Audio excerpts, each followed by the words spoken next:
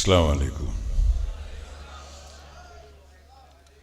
اور میرے تمام وہ سامعین میں بیٹھے ہوئے حضرات جو ہندوستان سے تعلق رکھتے ہیں، مسلمان نہیں ہیں، ان کی خدمت میں نمسکار، آداب۔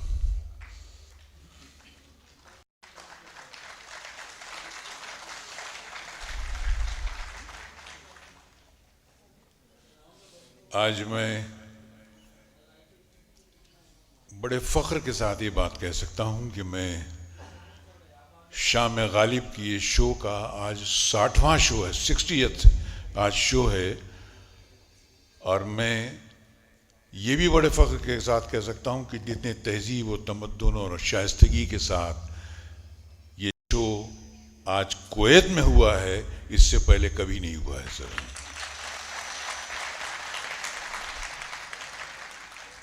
اور میں کویت کے تمام انتظام کرنے والوں کو تہہ دل سے مبارکباد دیتا ہوں۔ یہاں کے لوگ، یہاں کا ماحول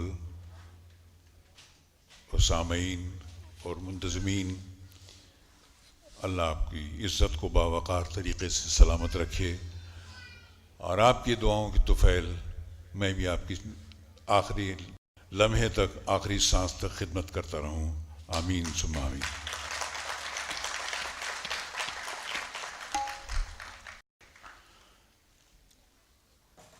سر، میں اپنی زندگی میں کئی کارواں لیے چلتا رہا۔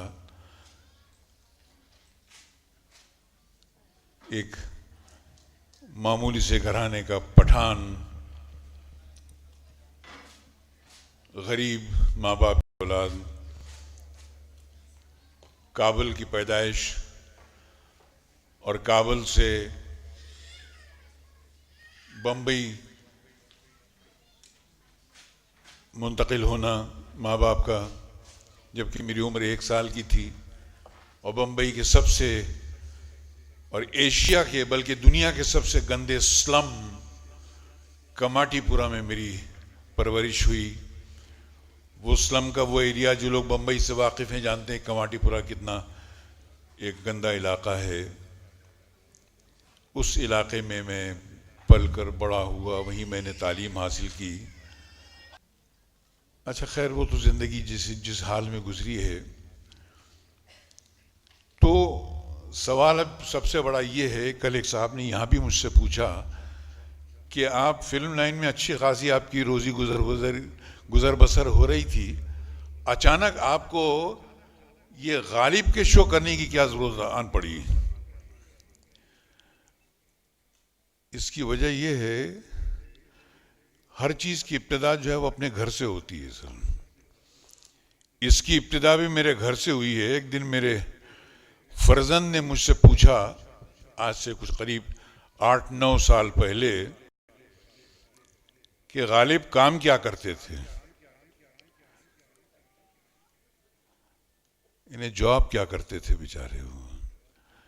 میں نے کہا غالب شعر و شاعری کرتے تھے اور کیا کرتے تھے؟ نہیں، بولے کسی آفس میں جاب کرتے تھے، کہیں بینک میں نوکری کرتے تھے، یا کسی کمپیوٹر کی فرم میں وہ آئی ٹی انجینئر تھے، کیا تھے؟ میں نے پھر ان کو غالب کے تو کچھ چند اشعار سنائے، تو ان کو قطعی پلے نہیں پڑے۔ اس کے بعد میں اس دن سے میں نے تصفیہ کر لیا کہ کم سے کم میں اپنے گھر والوں کو غالب سے ملاقات کرا دوں ان کی، کہ غالب کون ہے، کیا کرتا تھا اور کیا کہتا تھا۔ جو کچھ اس نے کہا ہے وہ اتنی دور سے باتیں لے کر آتا تھا کہ اس کے بیچ میں نوکری کے لیے جگہ خالی نہیں بچتی تھی سر۔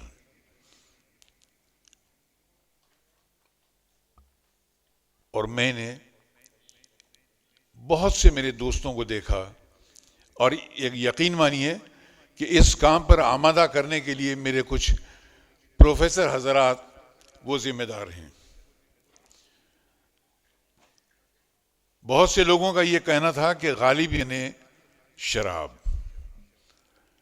مراٹھی میں کہتے ہیں غالب منجے بیوڑا، दारू पियायचा आहे ना आणि شاعری کر ایسا ہے. میں نے کہا نہیں سر ایسا نہیں ہے. میں نے ایک ایک شعر کو اپنے ان استادوں کو سمجھایا. صابو صدیق پولی ٹیکنک میں جہاں میں پڑھتا تھا اور بعد میں پڑھانے لگا, جب ان کو میں نے ایک ایک شعر کا مطلب سمجھایا, اس کی گہرائی سمجھائی, تو انہوں نے مجھے واسطہ دیا اس بات کا کہ اگر تم اردو زبان کے سچے چاہنے والے ہو, غالب کے واقعی پرستار ہو, تو تمہارے ذمے ہم یہ کام دیتے ہیں کہ تم غالب کی غزلوں کو, نظموں, ہر نظم کو معنی کے ساتھ, اس کی تشریح کے ساتھ لوگوں کو اسی طرح سمجھانا جیسے ہم نے سمجھایا ہے. ان حضرات کا نام تھا پروفیسر گورے اور پروفیسر گوکھلے. یہ میرے دو پروفیسر حضرات کی دین ہے. تب سے میں نے یہ کام شروع کیا, اور میں صرف ان لوگوں کی محفل میں جاتا ہوں جہاں لوگ غالب کو سن کر واہ واہ تو کرتے ہیں مگر پلے کچھ نہیں پڑتا ایسا.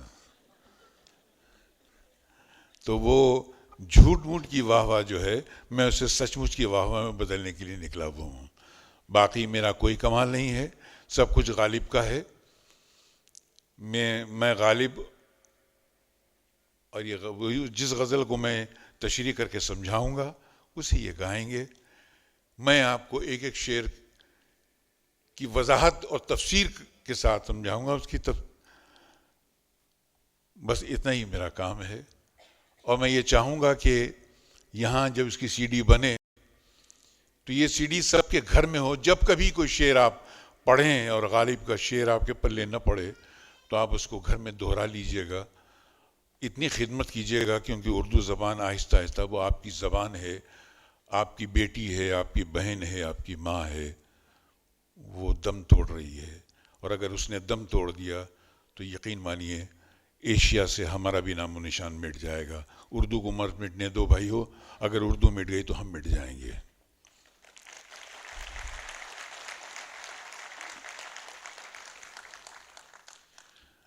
غالب کا ایک شعر ہے, تیشے بغیر مر نہ سکا کوہ کن اسد, سرگشتہ خمار رسوم و قیود تھا. اب تھا کے علاوہ کچھ سمجھ میں نہیں آتا ہے.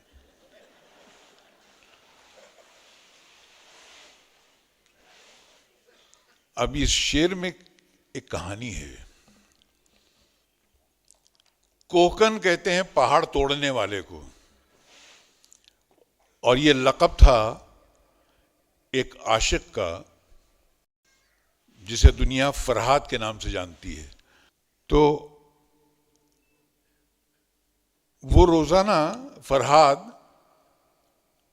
ایک بادشاہ کی بیٹی پہ عاشق ہو گیا تھا, اور روزانہ محل کے باہر کھڑا رہتا اور محل کی طرف تاکتا رہتا تھا. اور کام اس کا یہ تھا, مزدور تھا ذات کا, اور پہاڑ توڑنے کا کام کرتا تھا. اور وہ جو پہاڑ توڑنے کا جو آلہ ہوتا ہے اس کو تیشا کہتے ہیں. تیشا ایک ایسا دیکھا ہوگا آپ نے, ایسا چھوٹی ہتھوڑی جیسی ہوتی ہے, اس کو پتھر توڑتے ہیں اس سے. تیشا وہ لے کے روزانہ محل کو تاکتا رہتا تھا.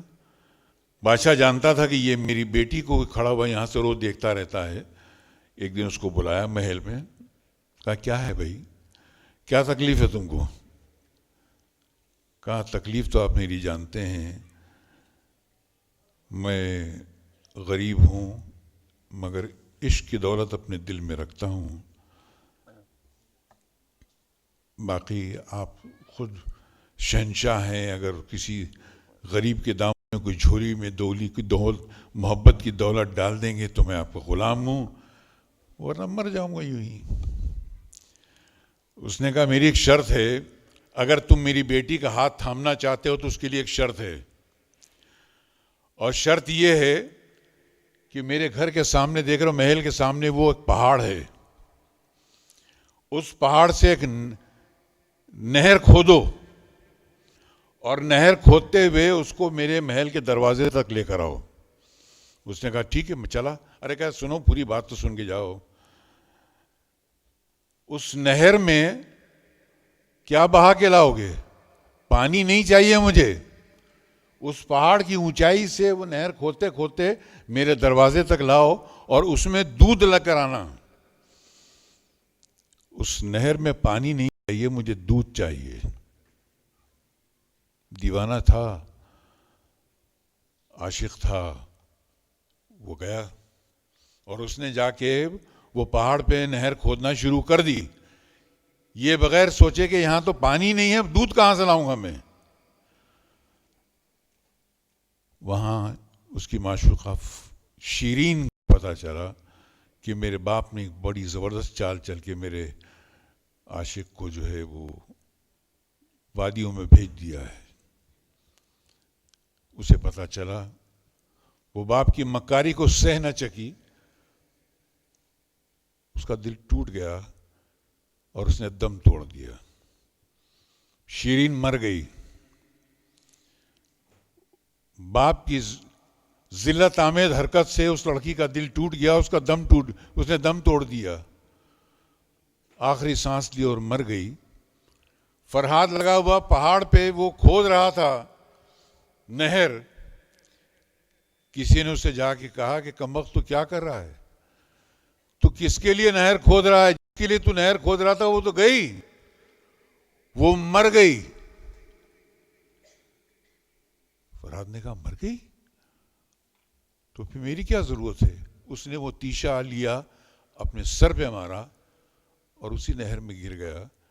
اس نہر میں جس میں پانی کو بہنا تھا یا دودھ بہنا تھا, اس میں فرہاد کا خون بہنے لگ گیا. یہاں تک تو کہانی ختم ہوتی ہے.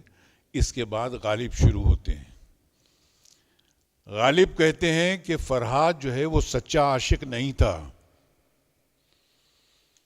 اسے موت لانے کے لیے دنیا کے ہتھیار کا سہارا لینا پڑا, ورنہ عشق کا تقاضا یہ ہے کہ اگر معشوق وہاں جان دے دے تو عاشق خود بخود یہاں مر جانا چاہیے. لیکن وہ سچا عاشق نہیں تھا, اس کو موت لانے کے لیے دنیاوی ہتھیار کا سہارا لینا پڑا. تو وہ ایک معمولی انسان تھا دنیا میں جو موت لانے کے رسم و رواج ہیں کہ یا تو آدمی مر جائے یا بیمار ہو جائے یا اس کا قتل کر دیا جائے یا ایکسیڈنٹ ہو جائے. یہ رسم و رواج ہیں موت لانے کے. اس رسم و رواج میں بندھا ہوا ایک معمولی سا انسان تھا, وہ سچا عاشق نہیں تھا. اب یہی شعر سنیے. تیشے بغیر مر نہ سکا کوہکن, کوہکن پہاڑ توڑنے والا یعنی فرہاد. تیشے بغیر مر نہ سکا کوہکن, اسد, اسد یعنی غالب اپنے آپ سے کہہ رہے ہیں. سرگشتہ خمار رسوم و قیود تھا, رسم و رواج کی جتنی بندشیں ہیں دنیا میں موت لانے کے لیے, ان رسم و رواج کا بندھا ہوا ایک معمولی سا انسان تھا وہ. تیشے بغیر مر نہ سکا کوہکن اسد, سرگشت ہے خمار رسوم و قیود. تو اب دیکھیے صرف تھا سے کام نہیں چلتا ہے, تھا کے پیچھے اس کہانی کا جاننا بھی بہت ضروری ہے اور ان الفاظ کا جاننا بھی بہت ضروری ہے جو مشکل. اچھا, ایک میں اپنے دوستوں سے اور ایک اور گزارش کر دوں,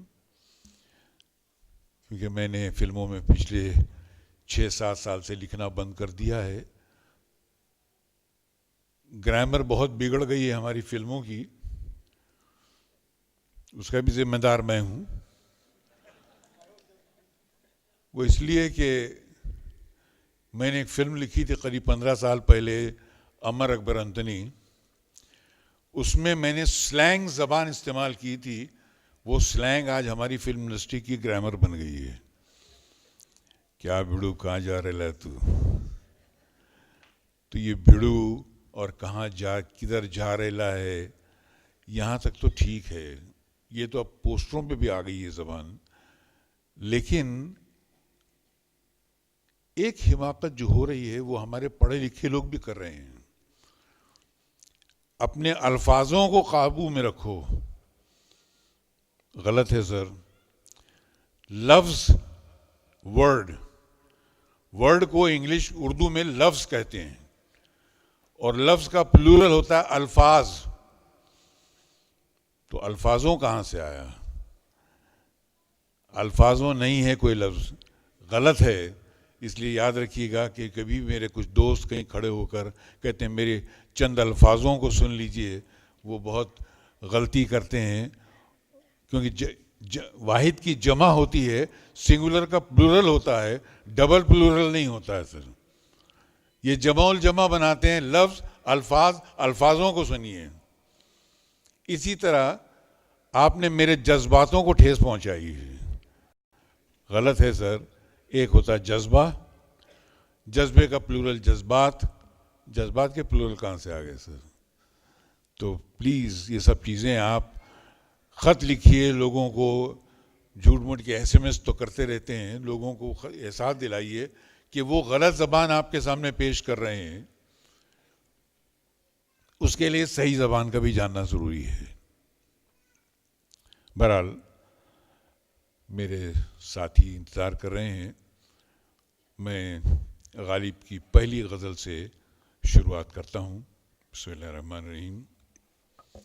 غالب کی محفل میں فلمی ڈائلاگ اگر بولوں گا تو میں دونوں کی توہین کروں گا.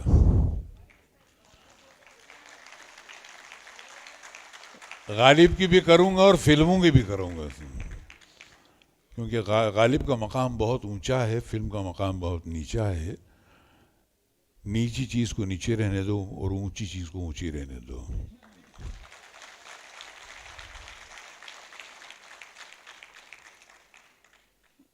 اور اس قسم کی فرمائش دوبارہ نہ کی جائے تو بہتر ہوگی سر.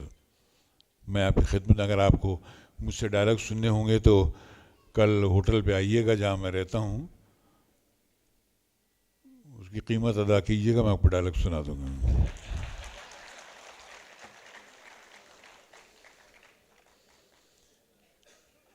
نہ تھی حال کی اپنے کچھ خبر، رہے ڈھونڈتے اوروں کے عیب و ہنر. بہادر شاہ ظفر نے کہا ہے نہ تھی حال کی اپنے کچھ خبر، رہے ڈھونڈتے اوروں کے عیب و ہنر. پڑی جو اپنی برائیوں پر نظر، تو نگاہ میں کوئی برا نہ رہا. اور ظفر آدمی اس کو نہ جانیے گا، ظفر آدمی اس کو نہ جانیے گا، ہو وہ کیسا ہی صاحب فہم و ذکا. نہ فہم و ذکا عقل والا، اونچی سوچ والا، ذہین آدمی ہو.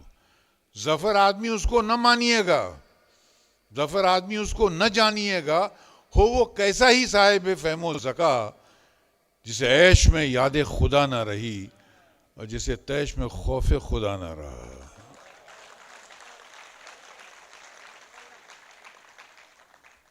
زندگی دو سرحدوں کے بیچ میں گزرنی چاہیے، عیش اور تیش،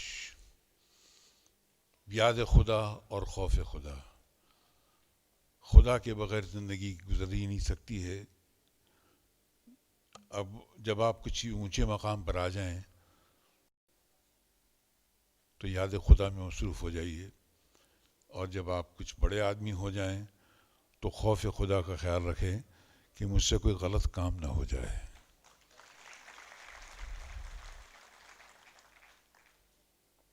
کیونکہ بادشاہت سے پہلے خلیفہ ہوا کرتے تھے.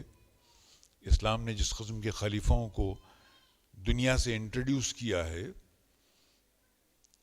ان خلیفوں کو یہ کہا گیا تھا کہ آپ کا حکم جو ہے وہ بادشاہوں کی طرح ہوگا، مگر آپ اپنے گھر میں رہیں گے، اپنے ٹوٹے پھوٹے مکان میں رہیں گے، کپڑا اپنا پہنیں گے، کھانا اپنا کھائیں گے، خدمت قوم کی کریں گے. یہ ہے خلیفہ سر. لوگ سمجھتے ہیں کہ اسلام ٹیررزم کا مذہب ہے، دنیا میں جنگ و جدل کی باتیں کرتا ہے. نہیں سر، جن لوگوں نے بھی یہ کہا ہے، لوگوں کو جواب دینا تک نہیں آتا ہے. بھائیو، کہ اسلام جو ہے وہ تلوار سے پھیلا ہے، یقیناً تلوار سے پھیلا ہے، مگر سر تلوار کون سی پوزیشن میں تھی یہ دیکھ لیجئے. آپ مجھ پہ حملہ کر رہے تھے، میں صرف تلوار روک رہا تھا. تو تلوار کی وار کو تلوار سے روکا. اسلام نے تلوار سے مذہب کو پھیلایا، لیکن روک کر. روکتے تھے اور کہتے تھے کہ بھائی کیوں کرتے ہو ایسا. محبت کی زبان، ہم آج محبت کی زبان بھول گئے ہیں. اسی زبان کو ہمیں دنیا کے سامنے پھیلانا ہے، اسی زبان کو دنیا کے سامنے اس کی تشریح کرنی ہے، اور وہ بہت بڑا کام اس میں اردو کرتی ہے. تو ہم کو اردو کی خدمت کرنا ضروری ہے صاحب. بس.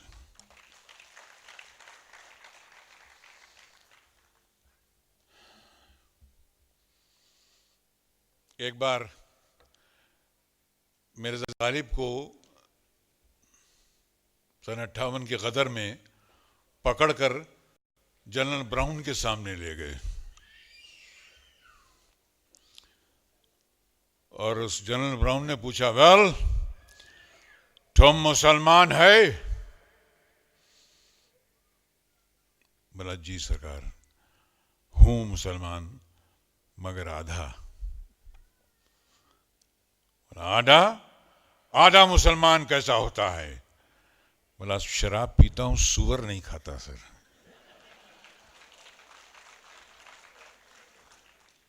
اس کے بعد کا حصہ جو ہے وہ لوگوں نے ڈیلیٹ کر دیا ہے. شاید یہ جواب تھا ان کا. جنرل براؤن نے کہا، تم کیوں سور نہیں کھاتا ہے؟ ہم تو کھاتا ہے. کہا صاحب میں جن کے ساتھ کام کرتا ہوں ان کو نہیں کھایا کرتا.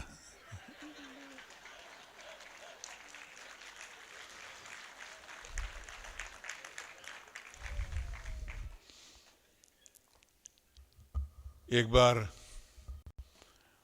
مجھ سے بھی ایک شو میں، ایک ورائٹی شو کے لیے، اسٹینڈ اپ کامیڈی کے لیے، جب میں کسی زمانے میں کہیں جایا کرتا تھا، میرے ساتھ میرے ساتھی ہوا کرتے تھے، تو کسی نے بڑا تلخ لہجے میں کہا کہ ویل تم ایشین لوگ سالا کٹھا ہے. تم ایشین لوگ کٹھا ہے. میں نے کہا سر اگر ہم لوگ کتے ہیں تو آپ بجلی کے کھمبے ہیں.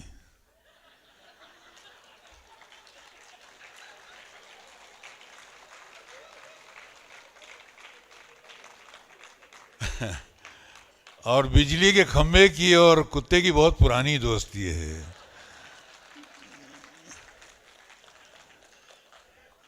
آپ چاہتے ہیں کہ میں وہ دوستی نبھاؤں؟ میرا نہیں، تم جاؤ ادھر سے.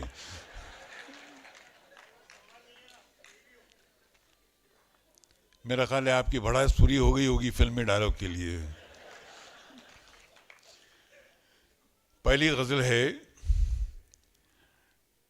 دل ناداں تجھے ہوا کیا ہے. دل ناداں تجھے ہوا کیا ہے، آخر اس درد کی دوا کیا ہے. دیکھیے دل، یہ تین چیزیں ایسی ہیں جو اللہ تعالیٰ نے فرشتوں کو نہیں دیں. جب انسان کو اللہ تعالیٰ اس کی تخلیق کر رہا تھا تو فرشتوں کو کہا کہ میں اپنا ایک نمائندہ، اپنا اسسٹنٹ زمین پہ بھیج رہا ہوں، اس کا نام انسان ہوگا. تو فرشتے پریشان ہوئے کہ پروردگار عالم، ہم صبح شام تیری عبادت میں مصروف رہتے ہیں، ہماری عبادت میں کون سی کمی آ گئی جو تو انسان کو پیدا کر رہا ہے؟ اللہ نے کہا کہ تمہاری عبادت میں کوئی کمی نہیں آئی ہے، مگر میں انسان کو تین چیزیں دے رہا ہوں جو تم سے مختلف ہیں، جو تمہارے پاس نہیں ہیں. میں اسے پیٹ دے رہا ہوں. فرشتوں کے پیٹ نہیں ہوتا سر، وہ لوگ کھانے کے محتاج نہیں ہیں. اب یہ اتنی سی تھیلی ہے، چھوٹے سے بیگ کی طرح، ساری زندگی گزر جاتی ہے اس کو بھرنے میں، کبھی کم وقت بھرتی نہیں ہے تھیلی. اس کے بعد یہاں پر ایک چھوٹا سا کمپیوٹر لگا دیا جس کو دیکھ کر کمپیوٹر بنایا گیا ہے، دماغ. یہ ہر جو چیز کو دیکھتا ہے دنیا میں اس کو سک کر لیتا ہے، جذب کر لیتا ہے، وہ بات دماغ میں بیٹھ جاتی ہے. فرشتوں کو اللہ تعالیٰ نے دماغ نہیں دیا ہے، وہ اللہ کا صرف حکم بجا لاتے ہیں. اور تیسرے دیا دل. جو دل سوچتا ہے اس پہ دماغ جو سوچتا ہے دل اس پہ ریئیکٹ کرتا ہے. اسی لیے انسان کو صحیح راستے پہ لے جانے والا یا گمراہ کرنے والا دل ہوتا ہے صرف. اسی لیے ہمیشہ دل کی بدنامی ہوتی ہے کہ یہ دل بڑا بیکار ہے، دل جو ہے کسی پہ اٹک گیا ہے یا کہیں دل لگ گیا ہے. یہ کیوں؟ کیونکہ دماغ تو بیچارہ ریکارڈ کر کے وہ ڈاؤن لوڈ کر دیتا ہے دل کی بستی میں، اور دل اس پہ ریئیکٹ کرتا ہے، اور یہ 6 فٹ کے انسان کو دل دوڑاتا ہے یہاں سے وہاں تک. تو دماغ، پیٹ سے جو آگ اٹھتی ہے وہ دماغ پہ جاتی ہے، اور دماغ جو ہے اس کو دل میں پہنچاتا ہے، اور دماغ جو دل انسان کو لیے کہاں کہاں گھومتا رہتا ہے. اب غالب صاحب اپنے دل کو نکال کے کہہ رہے ہیں کہ بیوقوف، اے نادان. نادان یہ لفظ ہے جو دانا نہیں ہوتا ہے، دانا یعنی عقل مند. تو نادان جو دانا نہ ہو یعنی کم عقل. دل نادان، کم عقل والا دل. دل نادان تجھے ہوا کیا ہے؟ اور 24 گھنٹے جو تو کسی کے نام کی مالا جپتا رہتا ہے، اس درد کی دوا کیا ہے؟ اس درد کی وجہ کیا ہے؟ اس کرانے کا ریزن کیا ہے؟ دل ناداں تجھے ہوا کیا ہے؟ آخر اس درد کی دوا کیا ہے؟ یہ ریزن کیا ہے؟ دل کہتا ہے کہ ہم ہیں مشتاق اور وہ بیزار. یا الہی یہ ماجرا کیا ہے؟ نہ مشتاق، کسی کے لیے بے چین ہو جانا. اشتیاق رکھتا ہوں کہ میں آپ سے ملنے کا اشتیاق رکھتا ہوں، شوق رکھتا ہوں، جذبہ رکھتا ہوں ملنے کا. تو جو جذبہ رکھتا ہے وہ مشتاق ہوتا ہے. ابھی اگر آپ آئے ہیں اس خاکسار کو دیکھنے کے لیے یا سننے کے لیے تو آپ مشتاق ہیں. میں بڑائی نہیں مار رہا ہوں اپنی، میں صرف آپ کو ایک مثال دے رہا ہوں. اب میں بھی مشتاق ہوں آپ کو غالب سنانے کے لیے، اور اگر آپ مجھے کوئی ریئیکٹ نہ کریں یا کبھی تالی نہ بجائیں تو میں سمجھوں گا آپ بیزار ہو گئے مجھ سے.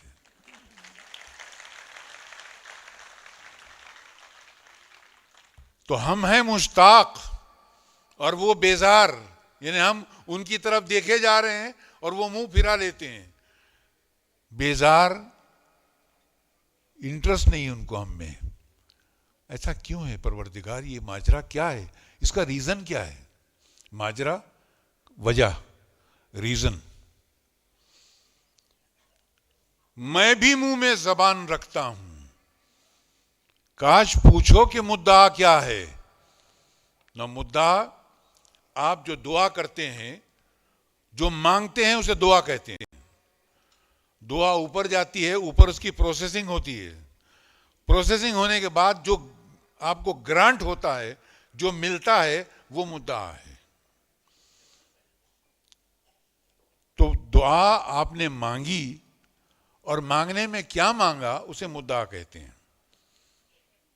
اگر آپ دعا کرتے ہیں کہ پروردگار مجھے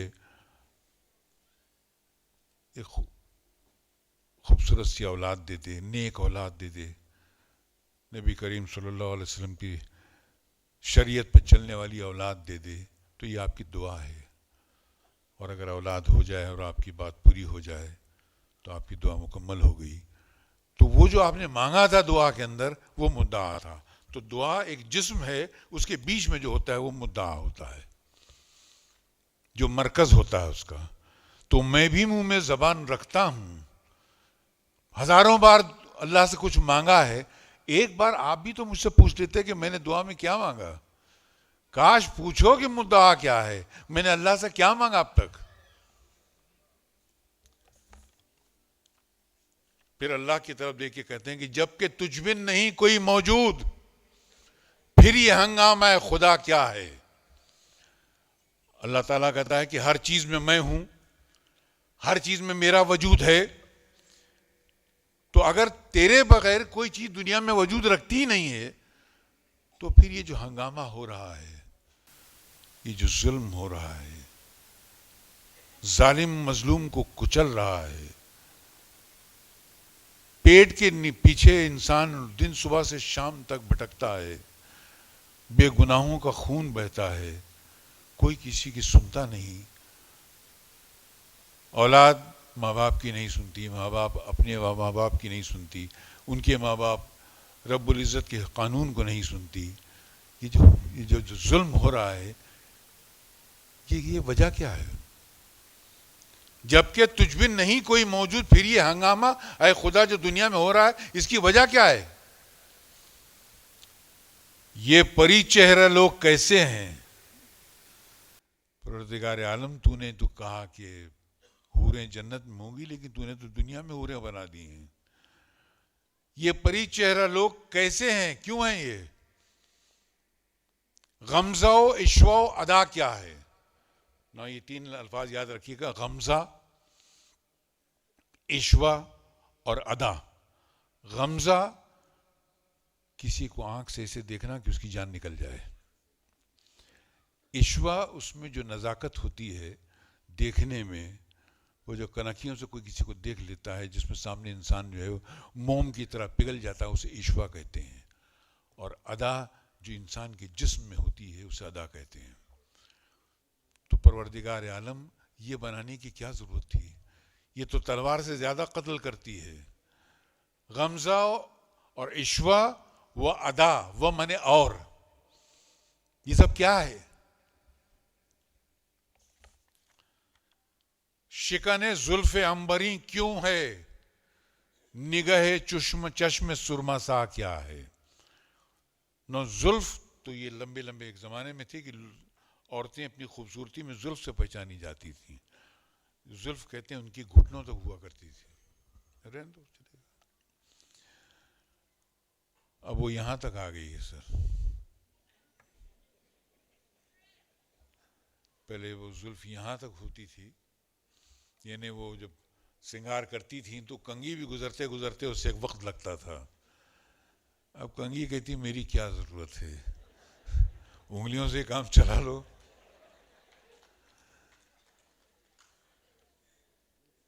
وہ جو اللہ تعالیٰ نے حسن دیا تھا، اس کا تو کباڑا ہی کر دیا لوگوں نے قتل کر کر کے. انسان نے خود اپنے آپ کو قتل کیا ہے. تو یہ زلف جو ہے، اس میں خوشبو ہوا کرتی تھی عنبر کی طرح. عنبر کیا ہے؟ سمندر کی تہہ میں ایک پتھر ہوتا ہے، وہ براؤن کلر کا، جو بہت خوشبودار ہوتا ہے، لوبان کی طرح. تو شکن زلف عنبری، اور شکن مانے اس میں لٹ پڑ جانا. اب ایک تو زلف لمبی ہے سانپ کی طرح، اس میں خوشبو بھی ہے، اور پھر اس میں ساتھ میں سانپ کی طرح لٹ بھی پڑ گئی ہے. تو میں انسان کہاں سے بچ کے نکل سکتا ہے؟ قتل کا مکمل سامان ہے. تو شکن مانے وہ لہر، شکن زلف عنبری، وہ زلف جس میں عنبر کی خوشبو آتی ہے، وہ لہر والی کیوں ہے؟ نگاہ چشم سرما سا کیا ہے؟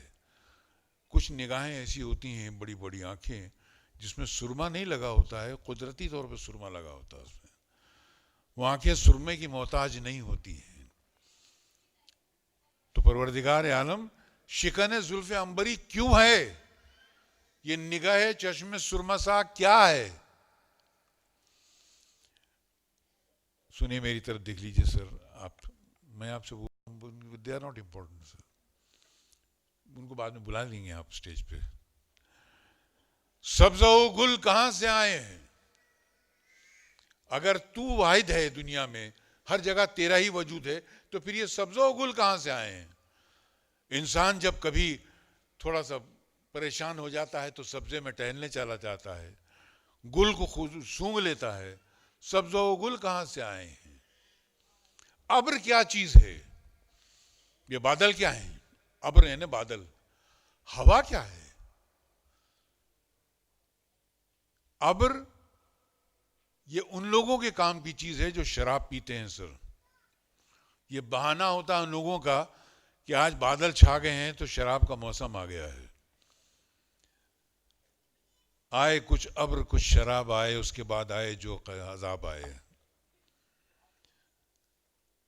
تو پروردگار عالم جب تو ہر جگہ موجود ہے تو پھر یہ ابر کیوں ہے جس کو بہانہ بنا کر لوگ شراب پیتے ہیں؟ اور پھر اس شراب پیے ہوئے انسان کو جب ہوا چھو کے نکلتی ہے تو اس کا نشہ اور بڑھ جاتا ہے. کیا ہے؟ سبزہ و گل کہاں سے آئے ہیں؟ ابر کیا چیز ہے؟ ہوا کیا ہے؟ جبکہ تجھ بن نہیں کوئی موجود، پھر یہ ہنگامہ ہے خدا کیا ہے؟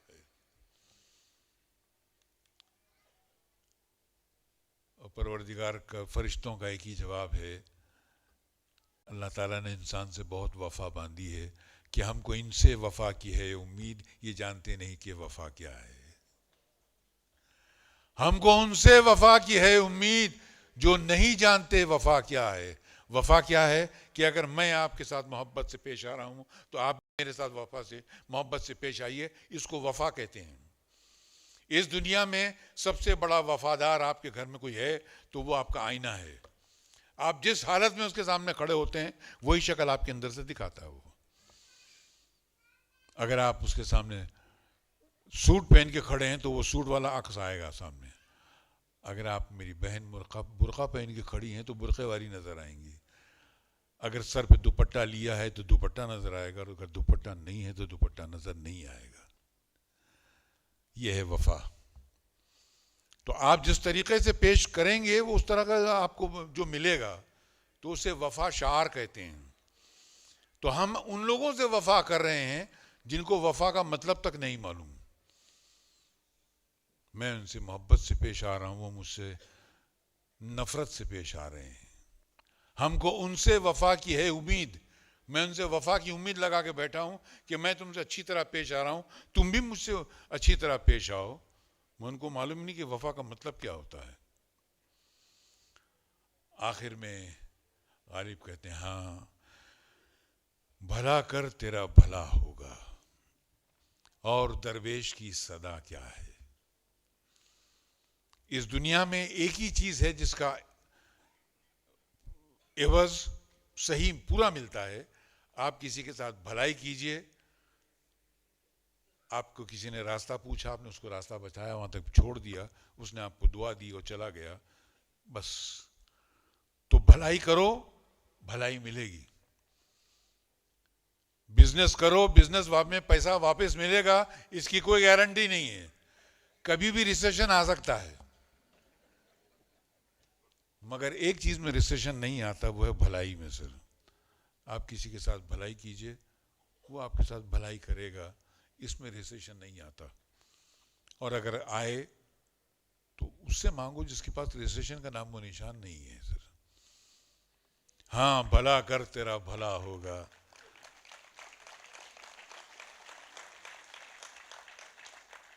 ہاں بھلا کر تیرا بھلا ہوگا، اور درویش کی صدا کیا ہے. درویش یعنی فقیر. میں فقیر ہوں اور میری اور کیا ایک صدا ہے تمہاری طرف. اور آخر میں کہتے ہیں میں نے مانا کہ کچھ نہیں غالب. جاتے جاتے کہہ رہے تھے میں نے مانا کہ کچھ نہیں غالب، مفت ہاتھ آئے تو برا کیا ہے. میں اپنی قیمت نہیں لے رہا ہوں آپ سے. عالم نے کہا کہ جو کچھ میں نے لکھا ہے وہ تمہارے سامنے ہے. چلیے آپ مت مانیے مجھے کچھ بھی. میں نے مانا، آپ کے ماننے پہ میں بھی مان لیتا ہوں کہ غالب کچھ نہیں ہے، مگر تمہارے ہاتھ تو مفت آ رہا ہے، تم سے کچھ مانگ تو رہا نہیں ہے. تو بھائیو میں نے مانا کہ کچھ نہیں قادر، مفت ہاتھ آئے تو برا کیا ہے.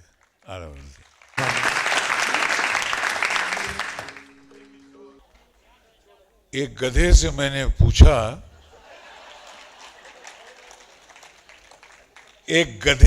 نے پوچھا، کہ میاں اچھے ہو؟ بولا اینٹوں سے لدا پھرتا ہوں، کیا خاک اچھا ہوں؟ تو میں نے کہا تو کسی صوبے کا منسٹر بن جا. بولا نہیں سرکار، اس سے تو میں گدھا اچھا ہوں. آگے گدھے نے کہا کیونکہ کوئی تعمیر ہو، کوئی کنسٹرکشن ہو، لادی جاتی ہیں مجھی پر اینٹیں، اور اس پر مہنگا نہیں سستے ہی کام آتا ہوں. اپنے بنگلوں میں پڑے رہتے ہیں ہمارے ملکوں کے وزیر، میں گدھا ہو کے بھی دیش کے کام آتا ہوں.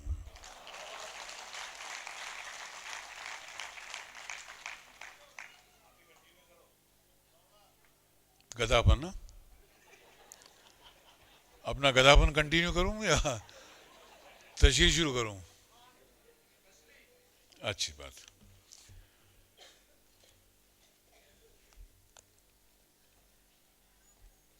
آہ کو چاہیے ایک عمر اثر ہونے تک.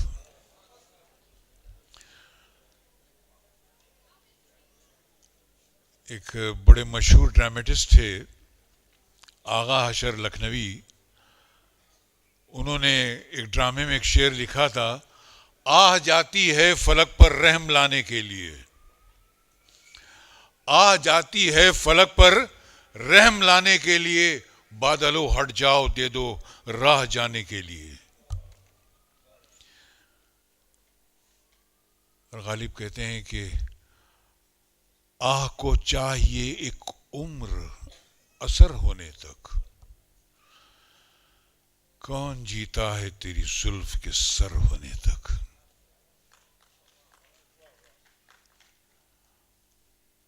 اب آہ جو جب دل سے نکلتی ہے تو یہ دنیا کو چیرتی ہوئی، بادلوں کو پار کرتی ہوئی عرش معلی تک جاتی ہے، فرشتوں کے پاس کہ مجھے اللہ کے دربار تک پہنچا دو. اب یہ دنیا کا سفر طے کرنے میں ایک مدت لگ جاتی ہے، ایک عمر لگ جاتی ہے. ایک عمر سے مراد ایک بہت لمبی مدت لگ جاتی ہے. آہ کو چاہیے ایک عمر، ایک مدت، ایک بہت لمبی مدت اثر ہونے تک. وہ جا کر وہاں سے آئے گی، اور آپ پر جو مشکل یہ ہے کہ آہ تو جائے گی، اپنا اثر فوراً لے آئے گی، لیکن سر آہ کے نکلنے والا جو منہ ہے وہ منہ بھی اس لائق ہو کہ اس کے منہ سے آہ نکل سکے. سر جس منہ میں دم نہیں اسے آہ کرنے کا بھی حق نہیں ہے. سر آج اگر ہم دنیا میں اپنا حق گنوا بیٹھے ہیں، دنیا میں ٹھوکریں کھا رہے ہیں، تو یقین مانیے ہمارے منہ بے اثر ہو گئے ہیں. ہمارے منہ میں وہ بات نہیں رہی جس سے کوئی آہ تسلیم کرے اور فرشتہ اس کو لے کے اوپر جائے. یہ کہتا ہے یہ منہ لائق ہی نہیں ہے آہ کے. تو سر اپنے منہ کو اس قابل بنانا چاہیے کہ وہ آہ کے لائق ہو، پھر وہ فرشتہ اس آہ کو اللہ کے دربار میں پیش کرے، اللہ اس کو سینکشن کر دے، اور پھر آپ کے پاس وہ کچھ رحمت بن کے نازل ہو. لیکن رحمت کس پہ ہوگی سر؟ پتہ چلا کہ ہم تو رحمت سے جل گئے. سر زیور بنانے کے لیے سونا تو کم سے کم ہونا چاہیے، لکڑے کا زیور نہیں بنتا ہے. اور ہم تو اب لکڑا بھی نہیں رہے، گوبر ہو گئے ہیں بالکل. ہم سے کیا زیور بنے گا؟ ہماری آہ میں کیا دم ہوگا؟ کیا کھنک ہوگی ہماری آواز میں؟ تو آہ کو چاہیے ایک عمر اثر ہونے تک، کون جیتا ہے تیری زلف کے سر ہونے تک.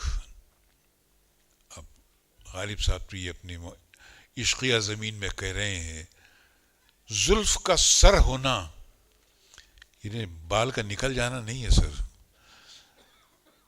جب کسی چوٹی کو آپ فتح کرتے ہیں، جب لوگ ہمالیہ پہاڑ پہ جاتے ہیں تو کہتے ہیں انہوں نے ہمالیہ کو سر کر لیا، انہیں فتح کر لیا، حاصل کر لیا. تو تیری زلف تک میرے ہاتھ پہنچ جائیں، تیرے دل تک میری بات پہنچ جائے، تو میری بات کو سمجھ جائے، اس کو کہتے ہیں زلف کا سر ہونا. کسی کی زلف نکال کے اپنے جیب میں نہیں رکھ لینا ہے سر. زلف کا سر ہونا، زلف کو فتح کرنا، اس زلف پہ ہاتھ رکھ دینا، اس مہربان کو اپنا بنا لینا.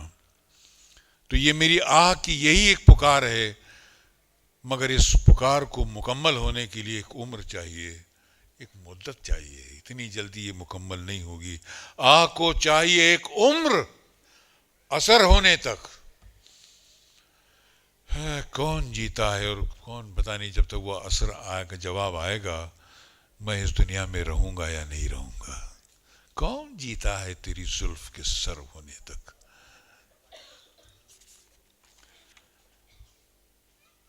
عاشقی صبر طلب اور تمنا بیتاب، دل کا کیا رنگ کروں خون جگر ہونے تک. دو چیزیں ہیں سر، عاشقی اور تمنا. عاشقی آپ کی چاہت، تمنا تو بہت ہے کہ یہ حاصل کر لوں وہ حاصل کر لوں، مگر وہ حاصل کرنے کی جو تمنا ہے وہ یہ کہتی ہے کہ ذرا صبر کرو. عاشقی کہتی ہے صبر کرو، اور عشق کہتا ہے کہ میرے پاس صبر نام کی کوئی چیز نہیں ہے. عاشقی صبر طلب اور تمنا، جو چاہت ہے وہ بیتاب ہے، اسے فوراً رزلٹ چاہیے. تو کہتا ہے جب تک یہ فیصلہ ہوتا ہے دل کا کیا رنگ کروں خون جگر ہونے تک، یعنی میرا تو جب تک تو خون پانی پانی ہو جائے گا، میرے جگر سے خون بہنے لگ جائے گا، میں دل کو کیسے سمجھاؤں. عاشقی صبر طلب اور تمنا بیتاب، دل کا کیا رنگ کروں خون جگر ہونے تک. جب تک یہ جگر میرا پارا پارا ہو جاتا ہے، پانی پانی ہو جاتا ہے، خون بہہ جاتا ہے، تب تک میں دل کو کیا سمجھا کے رکھوں. اور ایک چیز یاد رکھیے، دنیا میں جب ہر انسان آتا ہے اس کی تمنا تو بعد میں ظاہر ہوتی ہے. اس کے ماں باپ کی تمنا ہوتی ہے کہ یہ دنیا کا کوئی بہت بڑا انسان بنے گا. مثال اس کی یہ ہے کہ جب بارش کا قطرہ گرتا ہے تو اس کی ایک ہی تمنا ہوتی ہے کہ میں کسی کھلے ہوئے سیپ میں جا کے گر جاؤں. سیپ ایک چھوٹا سا وہ کیڑا ہوتا ہے جس کے مکان ہوتا ہے رہنے کا، سیپ کہتے ہیں اسے، اوئسٹر. تو وہ بارش کا قطرہ جب اوپر سے چلتا ہے تو وہ چاہتا ہے کہ میں سیپ میں گر جاؤں، میرے گرنے کے بعد سیپ بند ہو جائے تو وہ قطرہ جو ہے موتی بن جاتا ہے، اصلی موتی بن جاتا ہے وہ. تو قطرے کا گوہر ہونا، قطرے کا گوہر ہونا یعنی پانی بارش کے قطرے کا موتی بننا. مگر یقین مانیے کہ جب وہ قطرہ وہاں سے چلتا ہے تو لوگ نیچے جال بچھا لیتے ہیں. ہر موج میں، سمندر کی موج میں ایک ایک جال بچھا ہوا ہوتا ہے، اور جال ہی نہیں مگرمچھ بھی منہ کھول کے بیٹھے ہوتے ہیں. اب وہ قطرہ جائے گا، مگر مگرمچھ کا منہ اوپر سے دیکھیے تو اس کے حلق میں ایک حلقہ ہوتا ہے، دور سے وہ بھی سیپ نظر آتا ہے، دور سے وہ بھی سیپ نظر آتا ہے. جال بھی ایسا ایک حصہ نظر آتا ہے کہ یہ بھی سیپ ہوگا، اور ایک طرف ایک سیپ رکھا ہے. اب ایک قطرے نے سفر شروع کیا ہے، اب وہ کہاں جا کے گرتا ہے؟ مگرمچھ کے منہ میں جاتا ہے، جال میں جاتا ہے، یا سیپ میں گرتا ہے. تو غالب نے شعر کو کہا ہے کہ دام ہر موج میں ہے، دام مانے جال، ہر موج کے اندر ایک جال بچھا ہوا ہے. دام ہر موج میں ہے، حلقہ صد کام نہنگ. حلقہ گلے کی رنگ، صد 100، کام مانے منہ، فارسی کا لفظ ہے یہ. جو لوگ نوٹ کر رہے ہیں اس کو نوٹ کر لیں. کام فارسی میں منہ کو کہتے ہیں. تو ایک قطرے کے لیے 100 مگرمچھوں نے منہ کھول رکھے ہیں، ان کے گلے کے حلقے ہیں. اور نہنگ مانے مگرمچھ. ایک قطرہ اس نے وہاں سے سٹارٹ لی ہے، اسے سیپ میں جانا ہے، اس کے لیے 100 مگرمچھ نے منہ کھول رکھے ہیں، جال بھی بچھا ہوا ہے. تو دام ہر موج میں ہے، حلقہ صد کام. حلقہ رنگ، صد 100، کام منے منہ، کس کے؟ نہنگ کے. نہنگ منے مگرمچھ کے. ایک دیکھیں کیا گزرے ہے قطرے کے گوہر ہونے تک. دیکھیں کیا گزرے ہے قطرے کے گوہر ہونے تک. اس قطرے کو زمین پر آ کر سیپ میں گر کے گوہر بننے کی تمنا لے کے چلا ہے. اب دیکھیں اس کی تقدیر میں کیا آتا ہے. مگرمچھ کا منہ آتا ہے، سیپ آتی ہے، یا کوئی جال آتا ہے. ہم ہر ایک جو ہیں اس دنیا میں آتے ہیں تو بارش کے قطرے کی طرح آتے ہیں. بارش کے قطرے کی طرح ہم چل پڑتے ہیں. بدنصیبیاں منہ کھول کر مگرمچھ کی طرح ہمیں اپنے گرفت میں لینا چاہتی ہیں. جال لوگوں نے اور الگ بن رکھے ہیں، اور کامیابی کی سیپ ایک ہے. اب وہ سیپ ملتی ہے یا مگرمچھ کا منہ ملتا ہے، یہ تو اللہ جانتا ہے. سر یہ شعر یاد رکھیے گا.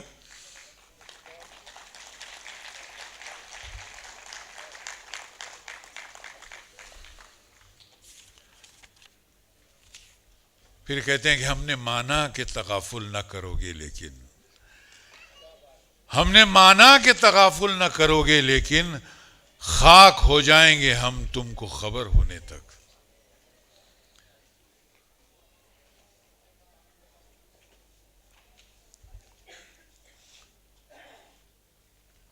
Welcome sir.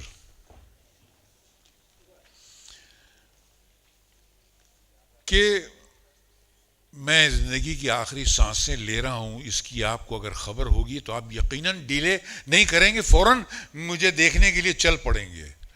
تو ڈیلے نہ کرنا، اس کو تغافل نہ کرنا کہنے، غفلت نہیں کریں گے آپ.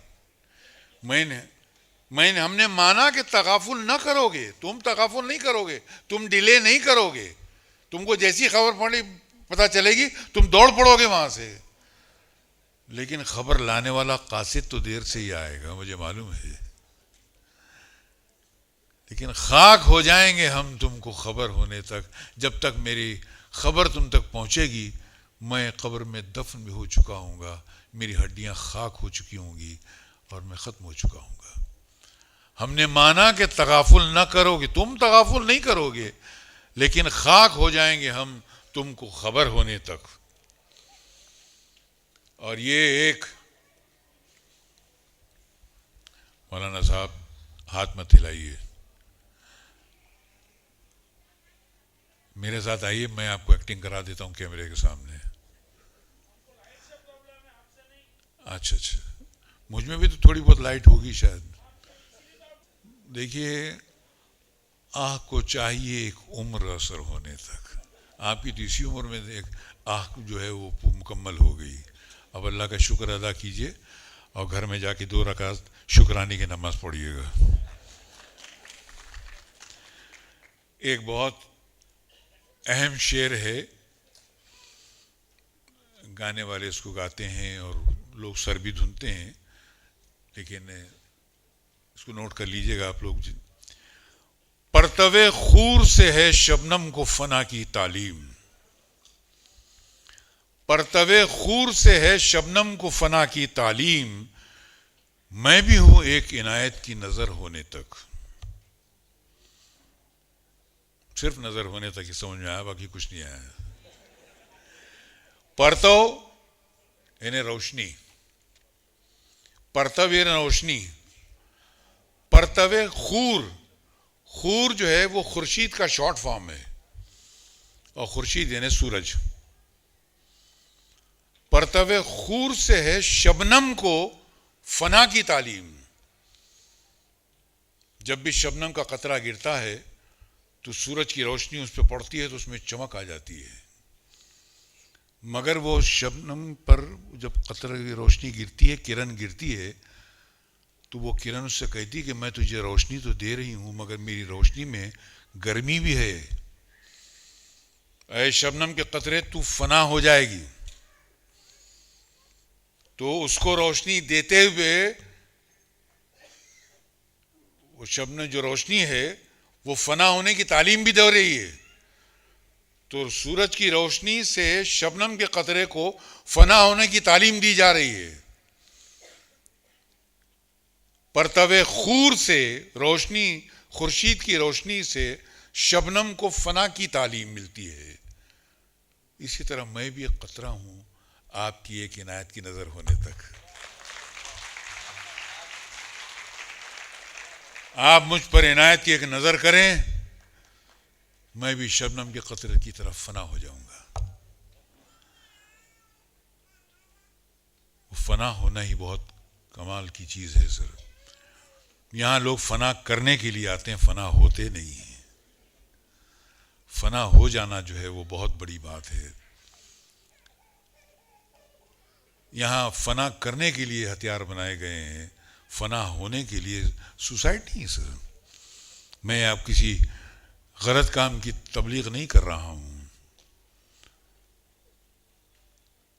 اپنے آپ کو ڈبو دو اس کی کسی کی یاد میں، اللہ کی یاد میں، اور اس طرح ڈبو دو کہ تمہارا وجود غائب ہو جائے، تم فنا ہو جاؤ.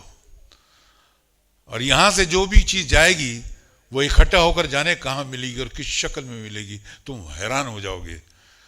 تو پرتو خور سے روشنی خورشید کی، سورج کی، وہ شبنم کے قطرے کو فنا ہونے کی تعلیم دیتی ہے.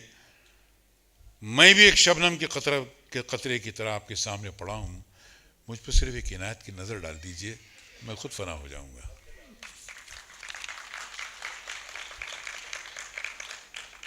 اس کے بعد کہتے ہیں غم ہستی کا اسد. غم ہستی کا اسد. غالب صاحب دو تخلص استعمال کرتے تھے، ایک غالب استعمال کرتے تھے اور ایک اسد. آپ کا نام اسد اللہ خان تھا. تو غم ہستی، ہستی مانے زندگی، غم ہستی کا اسد کس سے ہو جز مرگ علاج. زندگی کے غم کا جز مانے سوائے، نوٹ کر لیجیے جو حضرات لکھ رہے ہیں اس کو. جز مانے سوائے، مرگ یعنی موت. غم کا علاج سوائے موت کے کون کر سکتا ہے؟ غموں کا ایک ہی علاج ہے، موت. غم ہستی کا اسد کس سے ہو سوائے موت کے علاج. شمع ہر رنگ میں جلتی ہے سحر ہونے تک. آپ رات کو شمع جلا دیجئے، اس کو معلوم ہے کہ جل جل کے مجھے پگھل پگھل پگھل کر فنا ہو جانا ہے. اس کے فنا ہونے کو، ختم ہونے کو ہم سحر کہتے ہیں. اب اس سحر تک جلتی ہے یا آدھی رات میں ختم ہو جاتی ہے، یہ اس کا مقدر ہے، مگر اس کو ہر حالت میں جلنا پڑتا ہے. کوئی شکایت کی گنجائش نہیں ہے. غم ہستی کا اسد کس سے ہو جز مرگ علاج. سوائے موت کے کس سے علاج ہو سکتا ہے زندگی کے غم کا. جس طرح شمع کو ہر حالت میں جلنا پڑتا ہے، سحر ہونے تک، صبح ہونے تک، مکمل جل جانے تک. غم ہستی کا اسد کس سے ہو جز مرگ علاج. شمع ہر رنگ میں جلتی ہے سحر ہونے تک. آدھا ورس. پچھلی نظم میں ایک غالب کا شعر رہ گیا تھا،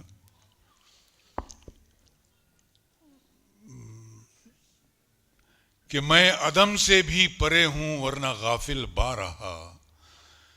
میری آہ آتشی سے بال عنقا جل گیا. اب یہاں صرف جل گیا سمجھ میں آیا. اس شعر میں غالب صاحب نے دو امیجنری چیزوں کا استعمال کیا ہے، فرضی چیزوں کا. عدم اس جگہ کو کہتے ہیں جہاں کچھ نہیں ہے. ہم جس دنیا میں رہتے ہیں، جس کائنات میں رہتے ہیں، وہاں زندگی رہتی ہے، اور اس کائنات کے باہر جہاں کچھ نہیں ہے وہاں کچھ نہیں رہتی ہے، موت رہتی ہے. اس کو عدم کہتے ہیں. اور ایک اور فرضی پرندے کا استعمال کیا غالب صاحب نے، اس کو عنقا کہتے ہیں. اس لیے اکثر کہتے ہیں کہ شرافت دنیا سے عنقا ہو گئی. عنقا ایک ایسا پرندہ ہے جو کہتے ہیں کہ آسمان کی بلندیوں پہ اڑتا ہے. وہ ایسا پرندہ جو آسمان کو چھو کے اڑتا ہو، اسے عنقا کہتے ہیں. تو غالب صاحب کہتے ہیں کہ میں تمہاری اس دنیا، اس کائنات میں نہیں ہوں. اب کائنات کی سائز کیا ہے یہ سوچ لیجئے آپ. کہتے ہیں جب سے اللہ تعالیٰ نے یہ دنیا، اس سرشٹی کو بنایا ہے، کچھ ستاروں کی روشنی چل پڑی ہے، اور روشنی کی سپیڈ جو ہے that is about 80,000 miles per second. 80,000 میل پر سیکنڈ کی رفتار سے روشنی چلتی ہے، اور کروڑوں سال ہو گئے وہ روشنی اب تک یہ نیچے پہنچی نہیں ہے. تو کیا سائز ہوگی اس کائنات کی، آپ خود سوچ لیجئے سر. یہ اس کی ہائٹ اور یہ اس کی چوڑائی. اس کائنات میں یہاں پر ملکی ویز بھی ہیں، اور ملکی ویز میں بہت سارے، ملکی ویز میں ایک چھوٹا سا سولر سسٹم ہے جس کا نام ہے، یہ ہمارا سولر سسٹم جس میں ہم رہتے ہیں. ایسے لاکھوں سولر سسٹم ہیں، اور لاکھوں سولر سسٹم ایسے لیئرز میں لگے ہوئے ہیں، اور ان سب کو ملا کر ہم سولر ملکی وے کہتے ہیں. تو دنیا اور سورج اور اس کے اطراف میں گھومنے والے جو ہیں وہ اتنے سے ہیں. تو سوچ لیجئے کہ یہ پورا کائنات اگر یہ ہال ہے تو ایک پڑا ہوا ذرہ وہ ہمارا سولر سسٹم ہے. تو غالب صاحب کہتے ہیں کہ میں اس دنیا میں نہیں ہوں، اس کائنات میں نہیں ہوں، اور اس کے بعد جو دنیا ہے جہاں موت رہتی ہے وہاں بھی نہیں ہوں، اس کے بھی اس طرف ہوں، پتہ نہیں کہاں پر ہیں. تو میں عدم سے بھی پرے ہوں.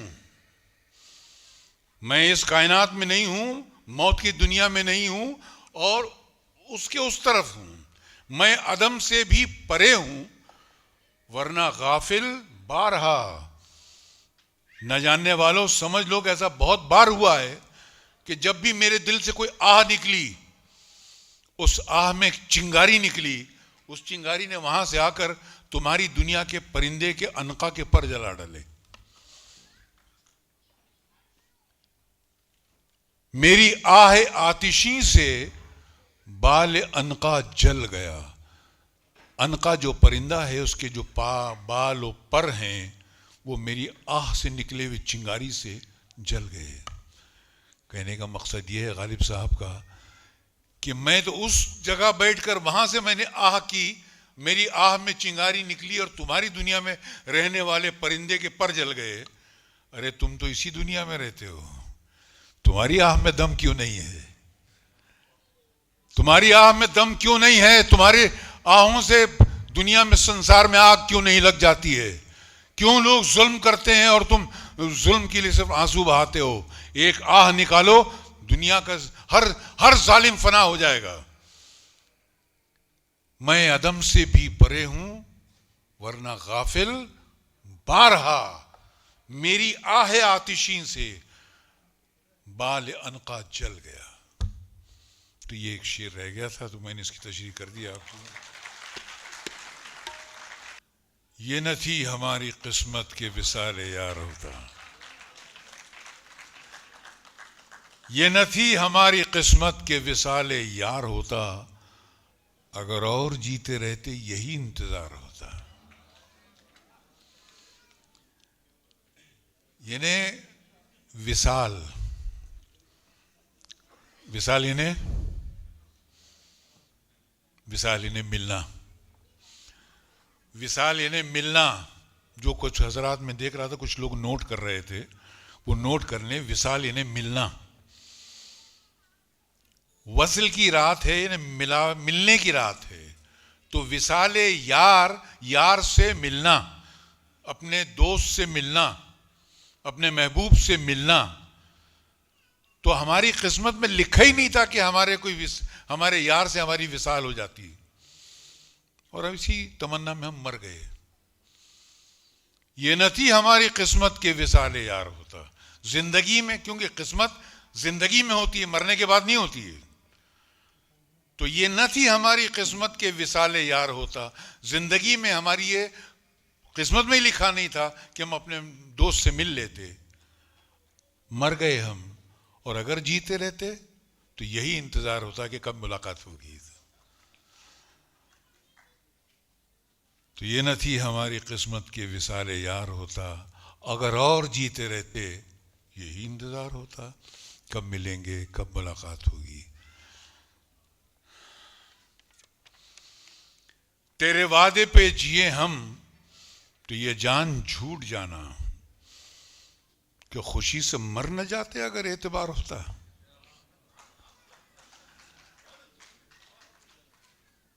یعنی تو نے مجھ سے وعدہ کیا کہ آپ کی ملاقات مجھ سے فلاں دن ہوگی، اور میں خوشی سے پاگل ہو کر اپنے گھر لوٹ گیا.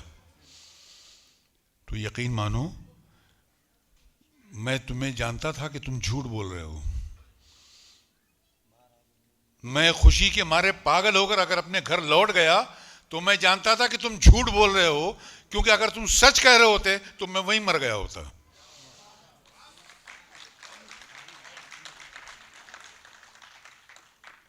تیرے وعدے پر جیے ہم، اگر تو نے وعدہ کیا اور ہم جی گئے تو یہ جان کہ جھوٹ جانا. تو نے جو وعدہ کیا اس کو ہم سمجھ گئے تو جھوٹ بول رہا ہے، اور اس کی پہچان کیا ہے؟ خوشی سے مر نہ جاتے اگر اعتبار ہوتا. اور اگر مجھے یقین ہوتا کہ یہ واقعی مجھ سے ملنے کے لیے آنے والے ہیں تو میں تو وہیں دم توڑ دیتا. گھر جانے کی باری نہیں آتی، میری جان نکل گئی ہوتی.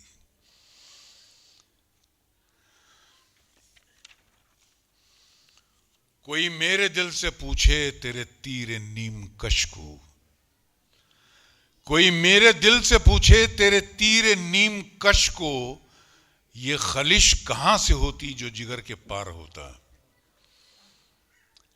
نا تیر نیم کش کیا ہے؟ دیکھیے، تیر اور کمان دو چیزیں ہوتی ہیں. آپ تیر کو جب پوری طرح کھینچ کے جب چھوڑتے ہیں، کمان کو پوری طرح کھینچ کے جب تیر چھوڑتے ہیں تو تیر جا کے جس چیز میں لگے اس کے پار ہو جاتی ہے. لیکن اگر آپ نے ادھورا کھینچ کے چھوڑ دیا تو وہ تیر جا کے اس چیز میں لگے گی اور رہ جائے گی، اس کے اندر پیوست ہو جائے گی، چپ کے رہ جائے گی. اب تمہاری نگاہ جو ہے بھویں، اس کو غالب صاحب نے تیر نیم کش کہا ہے. انہیں آدھا کھینچا ہوا کمان، اس آدھی کھینچے ہوئے کمان سے جو نظر کی تیر نکلے وہ میرے دل کے اندر آ کے آدھے اندر رہ گئے، آدھے باہر نکل گئے. تو کوئی میرے دل سے پوچھے کہ تیرے تیر نیم کش، آدھے کھینچے ہوئے تیر کا مزہ کیا ہے، اگر یہ کلیجے کے پار ہو گئے ہوتے تو یہ صبح شام کی جلن اور یہ خلش اور درد کہاں سے ہوتا. کوئی میرے دل سے پوچھے تیرے تیر نیم کش کو، آدھے کھینچے ہوئے کو، یہ خلش، یہ جلن، یہ درد، یہ تکلیف کہاں سے ہوتی جو جگر کے پار ہوتا. اگر جگر کے پار نکل گیا ہوتا تو شاید میں نے اس کا علاج کرا لیا ہوتا. لیکن تو نے علاج کا کوئی موقع ہی نہیں چھوڑا. تیر بھی ایسا چھوڑا کہ وہ کلیجے میں پیوست ہو کے رہ گیا. اب نہ تیر نکلتا ہے نہ علاج ہوتا ہے، اور میں صبح شام آہ کرتا رہتا ہوں. تو کوئی میرے دل سے پوچھے تیری نیم کش کو.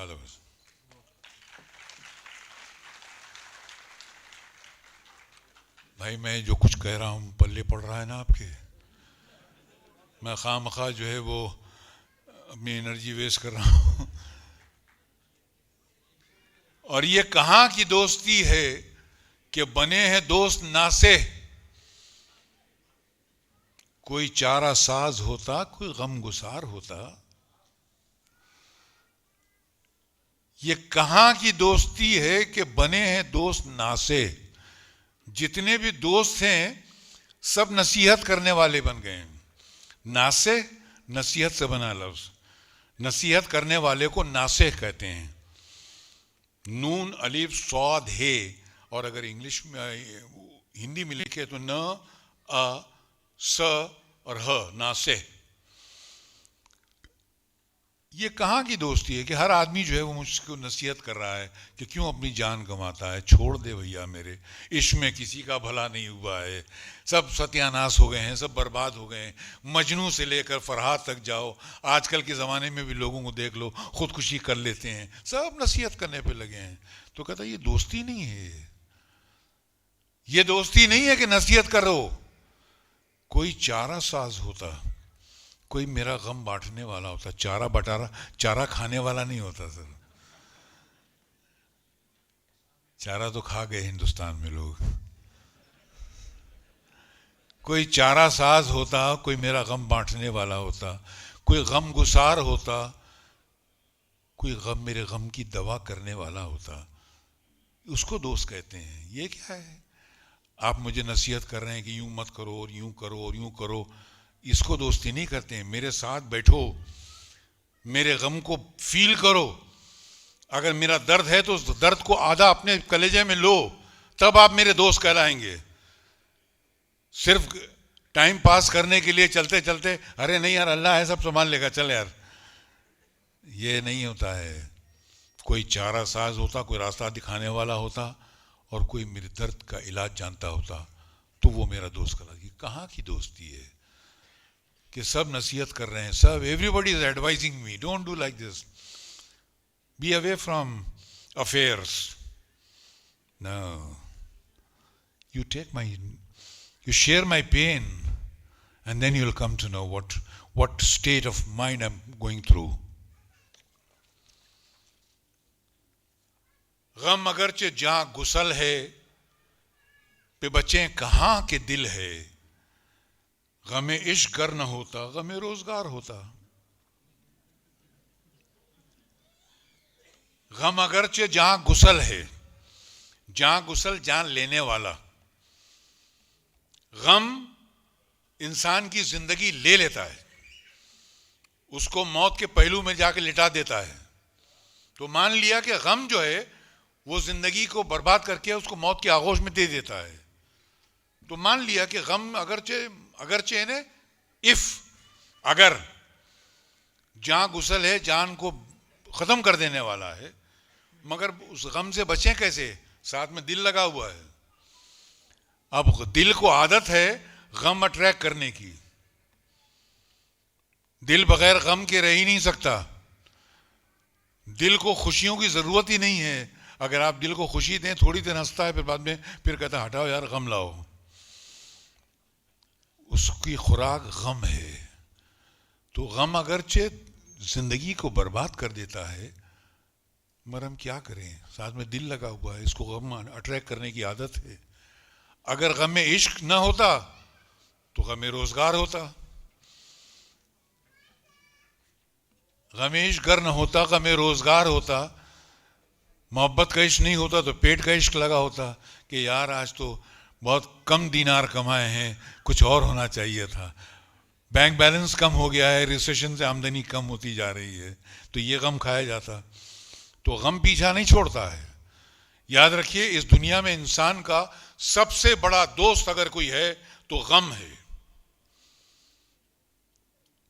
یہی اسی کو میں نے استعمال کیا ہے مقدر کے سکندر میں ایک ڈائلاگ لے کے.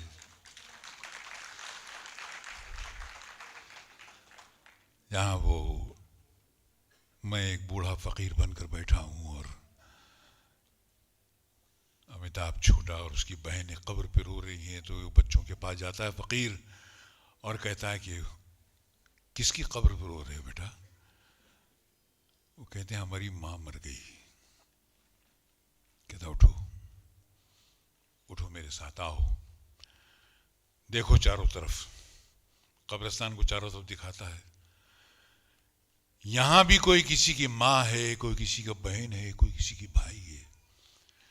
اس شہر خاموشاں میں مٹی کے ڈھیر کے نیچے سب دبے پڑے ہیں.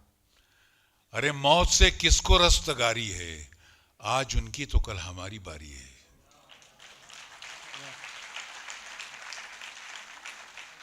مگر اس فقیر کا ایک بات یاد رکھنا، زندگی کا انداز بدل جائے گا کہ زندہ ہیں وہ لوگ جو موت سے ٹکراتے ہیں، اور مردوں سے بدتر ہیں وہ لوگ جو موت سے گھبراتے ہیں.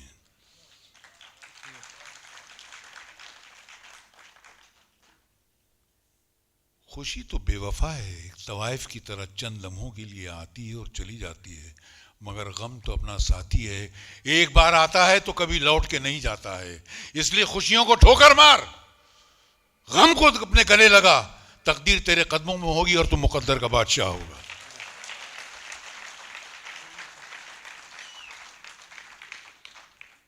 غم اگرچہ جہاں گسل ہے، بے بچے کہاں کی دل ہے. غم عشق گر نہ ہوتا، غم روزگار ہوتا.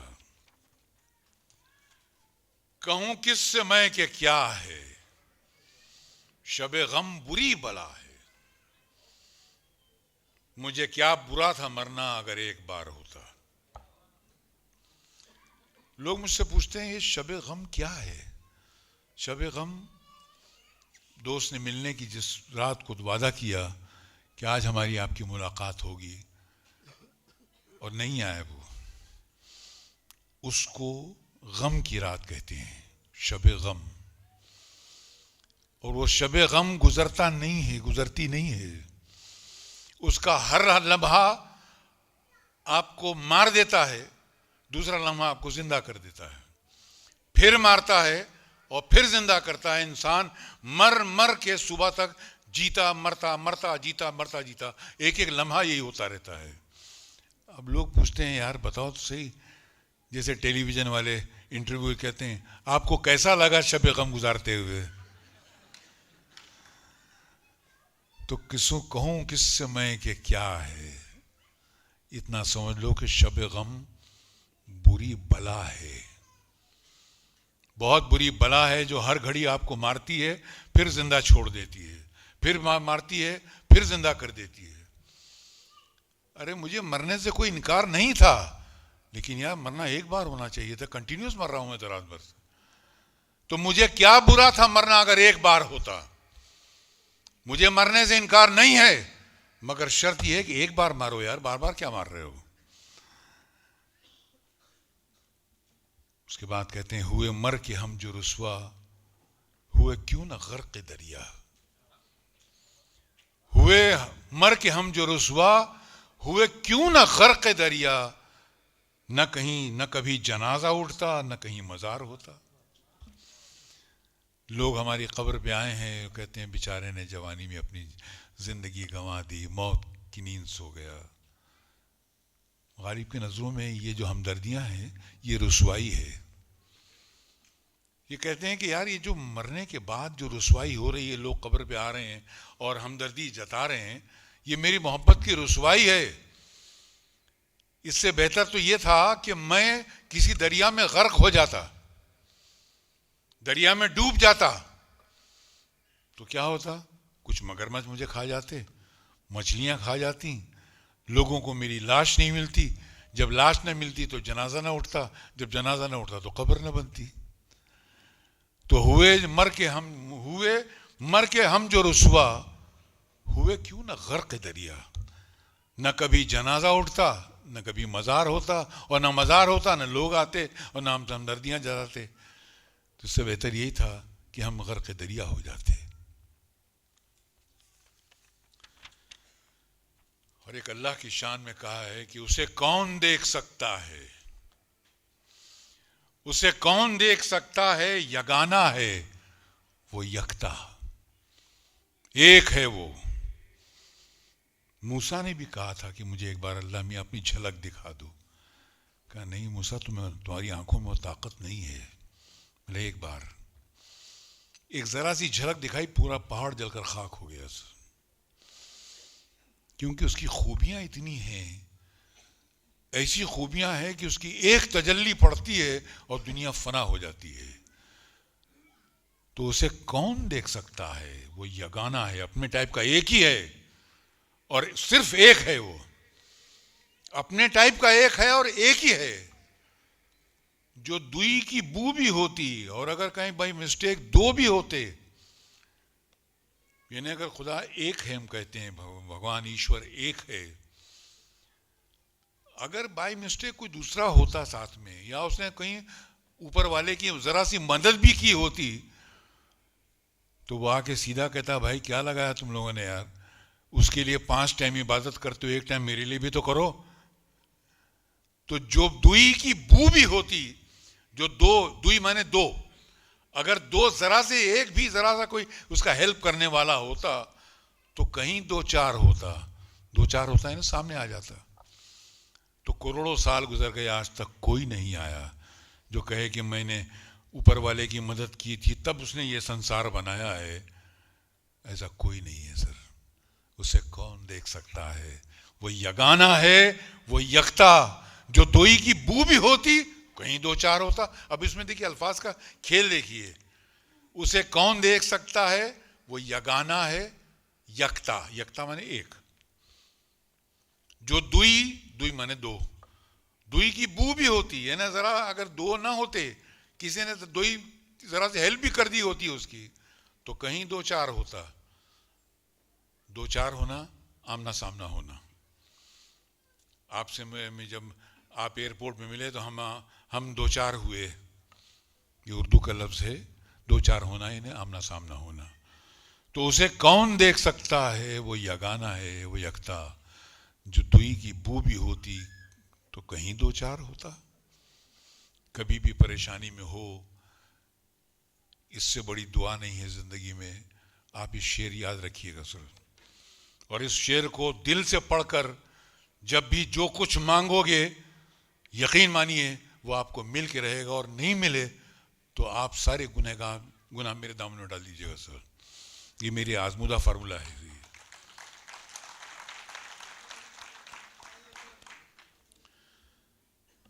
اسے کون دیکھ سکتا ہے؟ وہ یگانہ ہے, یکتا. جو دوئی کی بو بھی ہوتی تو کہیں 2-4 ہوتا.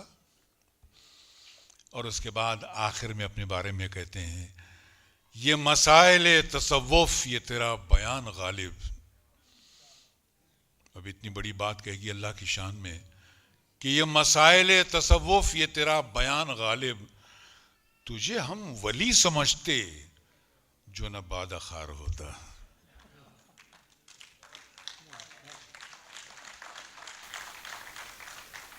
کتنی حرام چیز ہے, سوچ لیجئے سر.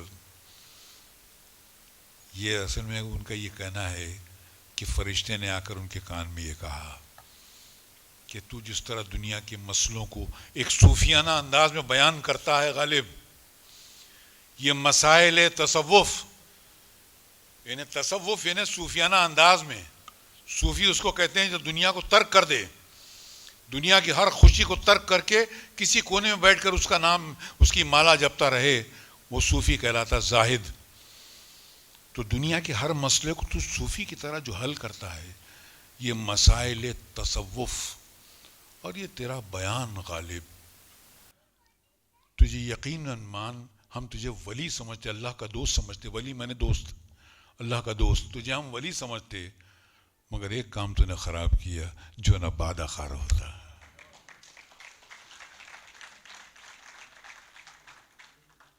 تو شراب بہت خراب چیز ہے سر.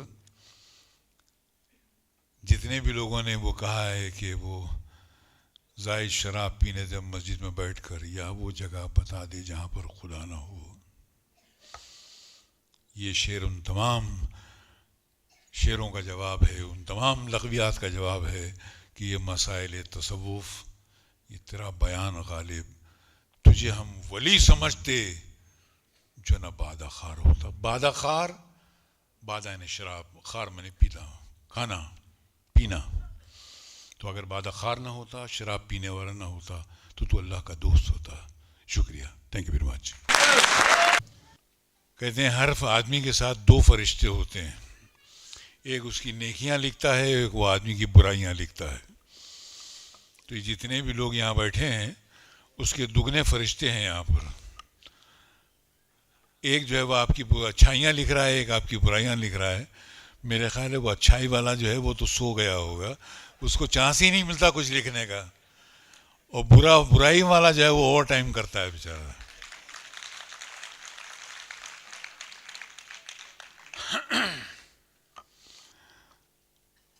تو غالب کو بھی جب لے جایا گیا تو کہا کہ مجھے کیوں بھائی جہنم کیا ضرورت ہے میری، آپ کے نام بھی اتنی برائیاں ہیں. بولا فرشتوں نے لکھ دیا اور آپ نے مان لیا.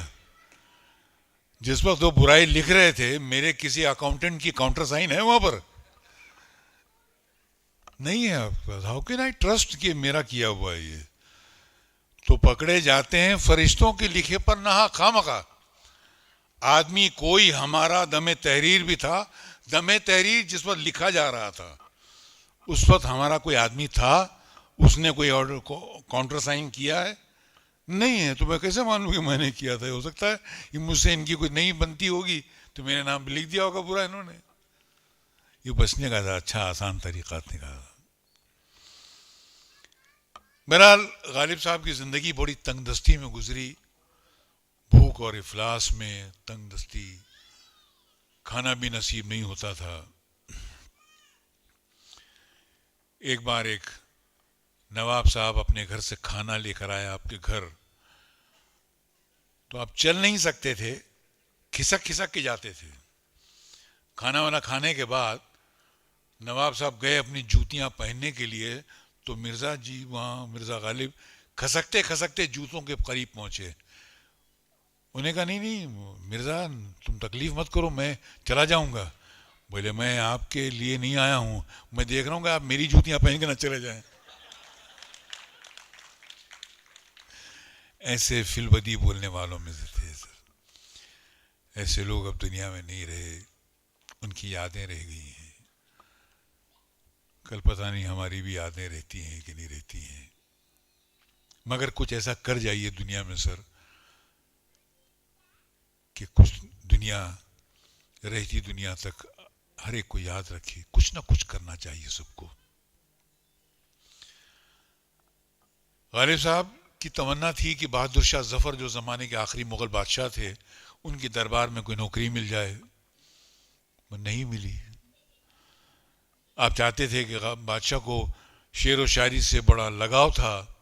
آپ نے سوچا کہ مجھے اگر رکھ لیں گے تو میں ان کے شعر و شاعری میں تھوڑی ترمیم کر دوں گا. کبھی وزن اگر غلط ہو جائے تو میں وزن ٹھیک کر دیا کروں گا. مگر ان کی بدقسمتی تھی، ان کو جواب نہیں ملا. ان کے مخالف کیمپ کے ایک اور شاعر تھے استاد ذوق، ان کو وہ جواب مل گیا، وہ بادشاہ کے استاد ہو گئے. اب ویسے استاد ذوق خاندانی طور پر حجام تھے، تو آپ کے منہ سے ایک شعر نکل گیا کہ بادشاہی کا جہاں یہ حال ہو غالب تو پھر کیوں نہ دلی میں ہر ایک ناچیز نوابی کرے. بہرحال ایک دن آپ چاندنی چوک سے گزر رہے تھے تو سامنے سے استاد ذوق بادشاہ کی ٹم ٹم میں بگی میں آ رہے تھے. مرزا کو دیکھا تو اور اینٹ کے بیٹھ گئے. آپ تپتی دھوپ میں پریشان، پسینہ پسینہ، تر بتر، جیب پھٹی ہوئی لٹک رہی تھی. جیب میں پیسہ نہیں، اوپر جیب پھٹی ہوئی ہے، اور وہ اینٹ کے بیٹھ گئے. آپ نے ان کو دیکھ کے پڑھا، ایک شعر فی البدی بول دیا کہ ہوا ہے شہ کا مصاحب پھرے ہے اتراتا. ہوا ہے شہ کا مصاحب پھرے ہے اتراتا، وگرنہ شہر میں غالب کی آبرو کیا ہے. یہ شاعروں کا ایک طریقہ ہوتا تھا کہ کسی کو گالی دینے ہوتی تھی تو اپنا نام لے کے گالی دیتے تھے کہ بادشاہ کا چمچا ہو گیا ہے بقول بمبئی کی زبان کے، اس لیے اکڑتا پھر رہا ہے، ورنہ اس کی وقت کیا ہے، اس کی آبرو کیا ہے زمانے میں، وہ سب جانتے ہیں۔ استاد ذوق کو بات بہت بری لگی، وہ شعر سنتے ہی تل ملا گئے، سیدھا بہادر شاہ ظفر کے دربار میں گئے، بولے سر میرا آج بڑی توہین ہوئی ہے، مرزا نوشاہ نے بیچ چوراہے پر مجھے آپ کا مصاحب کہا ہے اور میری توہین کی ہے۔ بادشاہ کو برا لگا کہ میرے استاد کی توہین، سپاہیوں کو بھیجا، بیچ سڑک سے آپ کو اسی طرح پسینے میں تر بتر کھینچتے ہوئے بادشاہ کے دربار میں لے آئے۔ بادشاہ نے کہا تم کیا ہے، تو کیا ہے، تم سے تو پر آ گئے، تو کیا ہے، تیری اوقات کیا ہے، تو نے میرے استاد کی بھرے چوراہے پر توہین کی ہے۔ کہا نہیں پیر مرشد، میں تو اپنی ایک غزل کا ایک شعر دوہرا رہا تھا۔ کون سی غزل؟ سنا، ہم بھی سنیں گے۔ سنیے۔ آپ نے غزل نکالی، ایک رقعہ جیب میں سے نکالا اور پڑھنا شروع کیا اس کو۔ ہر ایک بات پہ کہتے ہو تم کہ تو کیا ہے۔ پہلے مصرے میں بادشاہ کو لپیٹ لیا۔ ہر ایک بات پہ کہتے ہو تم کہ تو کیا ہے، تم ہی کہو یہ انداز گفتگو کیا ہے۔ گفتگو بات چیت، کسی کو ایڈریس کرنا۔ ہر ایک بات پہ کہتے ہو تم کہ تو کیا ہے، تم ہی کہو کہ یہ انداز گفتگو کیا ہے۔ بادشاہ کو شعر اچھا لگا، بولا واہ واہ واہ، بہت خوب، مقرر مقرر۔ پھر پڑھا آپ نے۔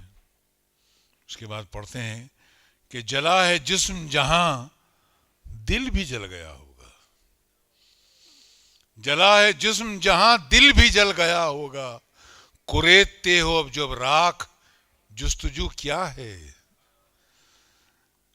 آپ کی جس طرح سپاہی مجھے گھسیٹ کے یہاں تک لائے ہیں، زندگی نے، تقدیر نے جو مجھ پر ایکسپیریمنٹس کیے، بھوک اور افلاس میں زندگی گزاری، اس سے سارا جسم جل گیا، جسم کے ساتھ بھوک کی آگ میں دل بھی جل گیا۔ اب میری راکھ میں کیا کرید رہے ہو تم داد دے کر، کیا تلاش کر رہے ہو، جستجو کیا ہے، کیا تلاش کر رہے ہو۔ جلا ہے جسم جہاں دل بھی جل گیا ہوگا، کریدتے ہو جو اب راکھ جستجو کیا ہے، اب کیا تلاش کر رہے ہو، مجھ میں کچھ باقی نہیں بچا اب۔ اپنے حلیے کو دیکھ کر بتاتے ہیں، چپک رہا ہے بدن پر لہو سے پیراہن۔ کرتا جو ہے چپکا ہوا تھا جسم سے، پسینے میں تر آئے تھے۔ چپک رہا ہے بدن پر لہو سے پیراہن، اب ہماری جیب کو حاجت رفو کیا ہے۔ اس زمانے میں جب کوئی سب پھٹ جاتا تھا تو اس کو رفو کرتے تھے، ترپائی کرتے تھے، عورتیں جانتی ہیں اس بات کو۔ تو آپ نے اپنے پسینے سے اپنے جیب کو چپکا لیا کہ اب میری جیب کو رفو کی ضرورت نہیں ہے، پسینے نے سارا کام کر دیا۔ اب بقول غالب کے جب خون کے 8 قطرے جلتے ہیں تو ایک قطرہ پسینہ بہتا ہے۔ تو اگر میرے جسم پر میرا کرتا پسینے سے میرے جسم پر چپک رہا ہے تو وہ پسینہ نہیں ہے، وہ میرا خون ہے۔ 8 قطرے پسینے کے پیچھے، ایک قطرے پسینے کے پیچھے 8 قطرہ خون ہوتا ہے، تب جا کے ایک قطرہ پسینہ بنتا ہے۔ سر کسی بھی مزدور کا حق ادا کرنے سے پہلے یہ سوچ لیجئے کہ جب اس کا ایک قطرہ بہے پسینے کا تو 8 قطرے اس نے جلائے تھے خون کے، تب جا کے اس کا پسینہ بہا۔ تو چپک رہا ہے بدن پر لہو سے پیراہن، یہ میرا پسینہ نہیں ہے، میرا لہو ہے۔ ہماری جیب کو اب حاجت رفو کیا ہے، کیا ضرورت ہے سلوانے کی۔ اس کے بعد کہتے ہیں رگوں میں دوڑتے پھرنے کے ہم نہیں قائل. رگوں میں دوڑتے پھرنے کے ہم نہیں قائل, جب آنکھ ہی سے ٹپکا تو پھر لہو کیا ہے.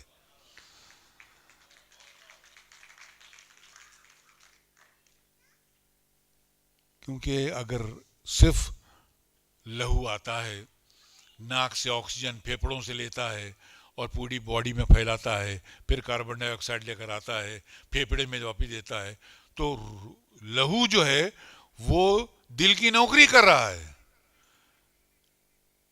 تو لہو اور شاعر کسی کی نوکری نہیں کرتے سر. رگوں میں دوڑتے پھرنا یہ لہو کا کام نہیں ہے, اور نہ جا کر بادشاہ کے سامنے سر جھکا کر سلام کرنا یہ بھی شاعر کا کام نہیں ہے, کلام کسی فن والے کا کام نہیں ہے, ادیب کا کام نہیں ہے. اگر آنکھ سے نہ ٹپکا کسی کا درد دیکھ کر تو وہ لہو کہلانے کے لائق نہیں ہے. رگوں میں دوڑتے پھرنے کے ہم نہیں قائل, جب آنکھ ہی سے نہ ٹپکا تو پھر لہو کیا ہے. کسی کو روتا ہوا دیکھ لیا اور آنکھ سے پسی آنسو نکلے, اس آنسو کے پیچھے خون ہونا چاہیے سر, اور اگر آپ خون نہیں روئے تو آپ کا لہو جو ہے وہ بیکار ہے, وہ پانی ہو چکا ہے سر.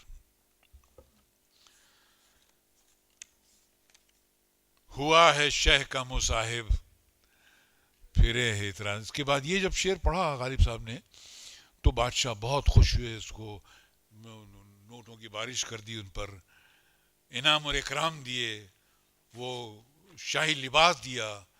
بولے معاف کرنا بھائی, ہم بہت بری طرح سے تم سے پیش آئے, ہم کو پتہ نہیں تھا کہ تم اتنا وہ اونچا کلام تم نے اس کا ایک شعر جو ہے وہ ہمارے استاد کو سنا دیا. اس کے بعد آخر میں کہتے ہیں کہ ہوا ہے شہ کا مصاحب پھرے ہے اتراتا, وگرنہ شہر میں غالب کی آبرو کیا ہے. کہ یہ جو ہے استاد ذوق, یہ جب سے بادشاہ کے خاص ہو گئے ہیں مصاحب ساتھی, اور مصاحب یہ لفظ جو ہے عربی کا ہے, صاحبہ یصاحب و مصاحبتاً, یعنی چاپلوسی کرنے والا, بوٹ لکر. بادشاہ کا وہ ساتھی بن گیا ہے, بادشاہ کی جی حضوری کرتا ہے, اس لیے اکڑتا پھرتا ہے ہم لوگوں پر, ہم غریبوں پر دھونس جماتا پھرنا. ورنہ سب جانتے ہیں کہ ان کی آبرو کیا ہے. یہ پڑھنے کے بعد آپ نے وہ شعر کا جو کاغذ ہے, غزل کا کاغذ, استاد ذوق کے ہاتھ میں دیا اور محفل سے باہر نکل گئے. استاد ذوق نے اس کو آنکھ سے لگایا کہ بہت بڑی بات کہی, کاغذ دیکھا, کاغذ کھو رہا تھا, کچھ بھی لکھا ہوا نہیں تھا.